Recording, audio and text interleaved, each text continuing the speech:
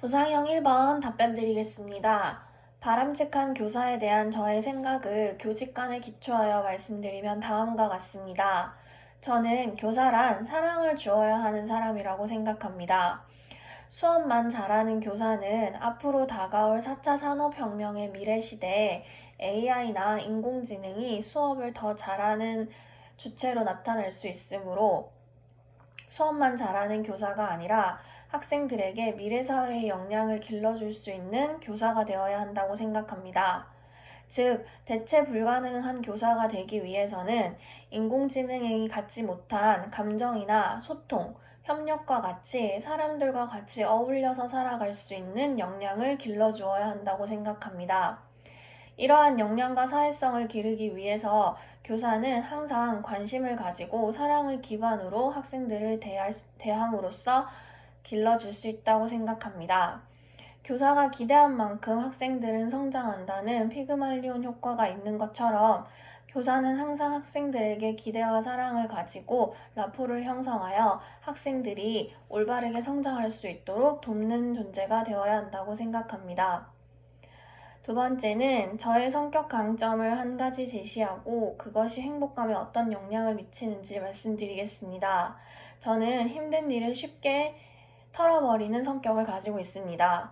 교사로서 항상 행복하고 즐거운 일이 있는 것이 아니라 힘들고 학생들과의 관계에서 오는 어려움, 동료 교사와의 어려움, 업무의 어려움 등 여러 가지 힘든 일이 많을 것이라고 생각됩니다.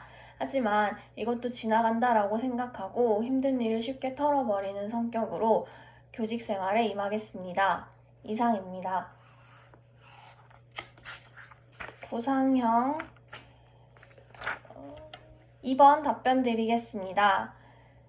위와 같은 현상을 말하는 것은 교직 만족도나 다시 태어나도 교직을 선택하겠냐는 물음에 현저히 떨어진 답변율을 보이고 있습니다. 이는 이와 같은 현상이 발생하게 된 원인은 교사 개인 차원에서 먼저 교권 추락과 과도한 업무로 인한 교사 소진이 원인이라고 생각합니다. 교사들은 주위에서 이야기하는 교권 추락에 대해서 직업 만족도가 떨어졌을 것이며 이와 더불어 과도한 업무, 행정 업무, 수업 업무 등과 같이 여러 가지 업무로 인해 많이 지쳤기 때문입니다. 사회 차원에서 한 가지는 더 이상 교사를 존중받는 직업으로 생각하지 않고 학생들의 인권을 더 중요시 여기는 사회적 분위기 때문에 교사들이 선호하지 않는 직업으로 가고 있는 것 같습니다. 두 번째로 교사로서 갖추고 있는 저의 장점과 교직 생활에 어떤 도움이 될 수 있는지 두 가지는 먼저 책임감을 가지고 있습니다.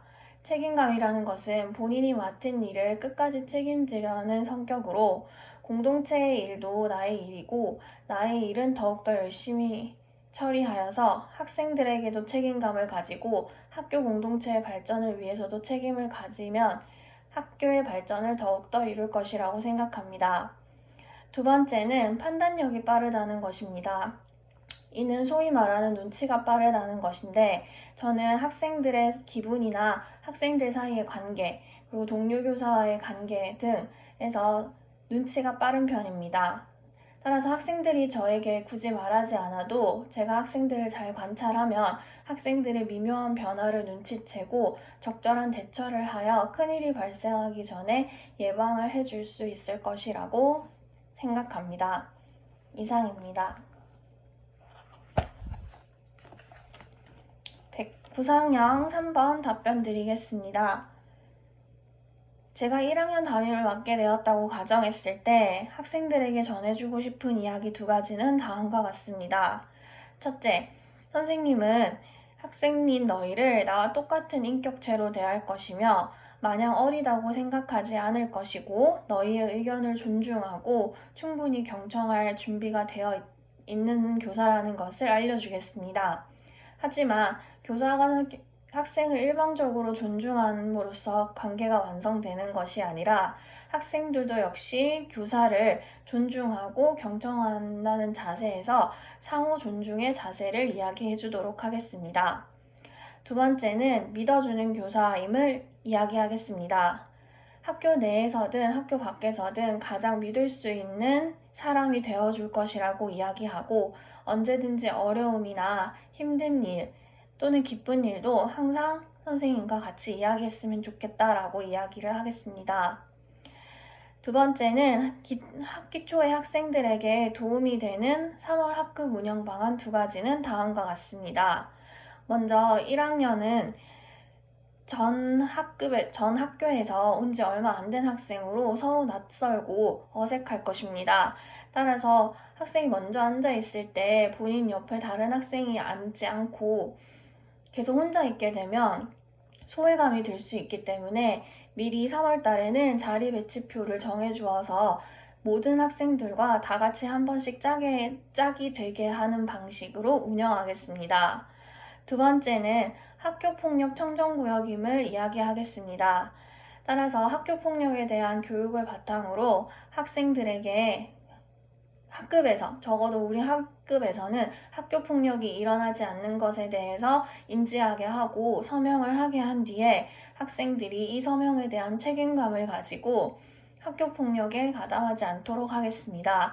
이를 바탕으로 안전한 학교를 만들어 학생들이 안심하고 학교를 다닐 수 있는 학급을 운영하겠습니다. 이상입니다. 즉답형 구상 후 답변 드리겠습니다.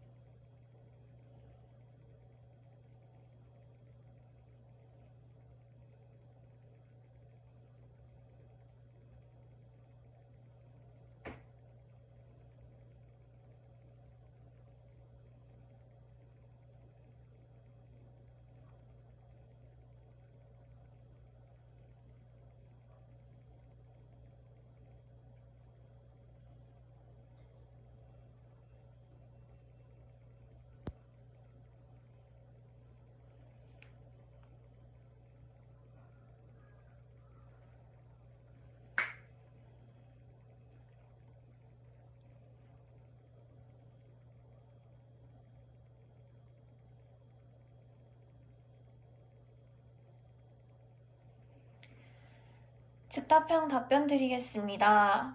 소희가 왕따를 당하고 전학을 온 상황에서 발생한 문제 상황으로 담임교사로서의 소희에 대한 지도 방안 2가지는 다음과 같습니다. 첫 번째는 먼저 소희와 따로 1대1 상담이 필요해 보입니다. 상담을 시작할 때 소희의 현재 상태에 대해서, 현재 강점과 현재 상태에 대해서 공감을 해주고 개방적 자세로 소희의 말을 들어줄 수 있다는 자세를 취해야 합니다. 또한 자기 비난을 하게 하지 않기 위해서 너의 잘못이 아니며 누구든지 일어날 수 있는 상황이고, 이 상황은 다른 학생들이 오해하고 있을 수 있는 상황이므로 이를 오해를 풀어주기 위해 언제든지 선생님이 도움을 줄 수 있다라는 것을 이야기해 주겠습니다. 두 번째는 소희가 어떻게 이 왕따를 당했다는 소문이 퍼지게 되었고, 소희가 다른 학생들과의 관계에서 어떤 문제점이 있는지 자세한 파악이 필요합니다. 따라서 열린 자세로 소희의 말을 경청해주고 소희가 마음을 열 때까지 기다려주는 방식이 필요합니다. 다음은 학급 전체 대상에 대한 지도 방안 2가지는 다음과 같습니다. 첫째, 먼저 학급 내에서 일어나는 상황에 대해서 학교 폭력에 대한 교육이 전체적으로 필요합니다. 학교 폭력은 가해자와 피해자만이 있는 것이 아니라 방관자도 있으며, 학생들에게 가해자와 피해자, 방관자 각각의 역할에 대해서 다시 한번 주지시키고 자신들이 지금 어디에 해당하는지에 대해서 생각해 보도록 하겠습니다. 두 번째는 학급 서클을 운영하는 것입니다. 학생들과의 관계를 회복적으로 풀기 위해서 관련 있는 모든 학생들이 동그랗게 원을 그리고 앉아서 서로 한마디씩 이야기를 나누면서 소희와 학생들에 대한 마음을 열고 오해를 풀어주는 시간을 가지도록 하겠습니다. 이상입니다.